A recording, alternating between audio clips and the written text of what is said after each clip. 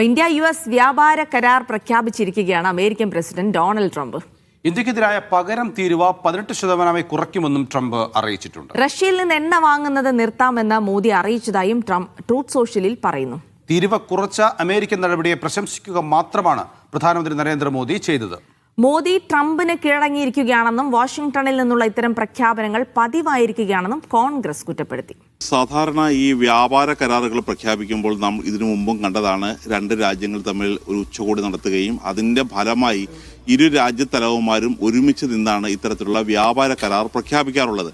European യൂണിയനുമായിട്ടുള്ള കരാറും അങ്ങനെ തന്നെയായിരുന്നു പ്രഖ്യാപിച്ചത്. പക്ഷേ ആ തരത്തിലുള്ള എല്ലാ കീഴ്വഴക്കങ്ങളും ലംഘിച്ചുകൊണ്ട് ഏകപക്ഷീയമായി അമേരിക്കൻ പ്രസിഡന്റ് ഡൊണാൾഡ് ട്രംപ് ഇപ്പോൾ ഇന്ത്യ US വ്യാപാര കരാർ പ്രഖ്യാപിച്ചിരിക്കുകയാണ്.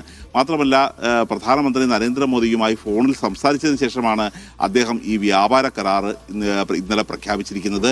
ഇതിൽ ഇന്ത്യയുടെ തീരുവ കുറക്കുന്ന കാര്യവും അദ്ദേഹം സൂചിപ്പിച്ചിട്ടുണ്ട്. മാത്രമല്ല, ഇന്ത്യ ഇവിടെ റഷ്യയിൽ നിന്നും എണ്ണ വാങ്ങുന്നത് അവസാനിപ്പിക്കുമെന്നും ഇതോടുകൂടി തന്നെ ഈ ഉക്രൈനും റഷ്യയുമായിട്ടുള്ള യുദ്ധം അവസാനിപ്പിക്കും എന്നുള്ള തരത്തിലുള്ള പ്രഖ്യാപനം തന്നെയാണ് നടത്തിയിരിക്കുന്നത്.